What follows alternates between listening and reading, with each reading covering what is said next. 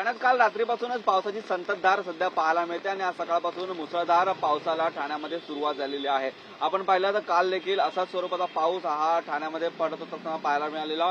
हलक्या मध्यम व जोरदार स्वरूपाच्या सरी या ठिकाणी पाहायला आपल्याला मिळालेल्या होत्या। आज देखील काल रात्रीपासून जर पावसाची नोंद पाहिली तर जवळपास 26 मिलीमीटर पावसाची नोंद आहे ती आज सकाळी 7 वाजेपर्यंत झालेली आहे।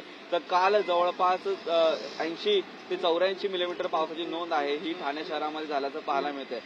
या पावसाचा परिणाम आहे तो सर्वसाधारण या ठिकाणी ज्या शाळकरी मुलांवरती होताना आपल्याला पाहायला मिळतात। जी शाळकरी मुलं आहेत जी या ठिकाणी सकाळच्या सत्रात कामावरती निघालेले आहेत, ज्या शाळेत निघालेले आहेत त्यांना मात्र या पावसाचा सामना करावा लागतोय। पाण्यातून या ठिकाणी वाट काढत त्यांना शाळेत जाताना देखील पाहायला मिळते। तर या ठिकाणी जी दृश्यमानता आहे ती काहीशा प्रमाणात कमी झाल्याचं आपल्याला पाहायला मिळते। मुसळधार स्वरूपाचा पाऊस सध्या ठाणे शहरामध्ये सुरू आहे।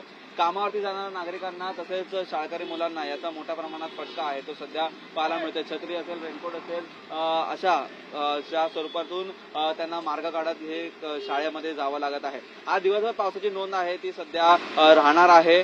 आज दिवसभर मुसळधार स्वरूपाचा पाऊस पडणार असल्याचा हवामान खात्याकडून देखील अंदाज वर्तवण्यात आलेला आहे। सध्या वाघे स्टेट पिना नाका परिसरातली ही सर्व दृश्य आहेत। आज दिवसभर पावसाचा जोर कायम असून गरज असेल तरच घराबाहेर पडण्याचे आदेश आहेत, जी सूचना आहेत त्या देखील जिल्हा प्रशासनाकडून देण्यात आलेल्या आहेत। त्यामुळे आज दिवसभर पावसाची संततधार ही ठाणे शहरामध्ये पाहायला मिळणार आहे। अजय कुडाळकरसह निखिल चव्हाण, TV9 मराठी, ठाणे।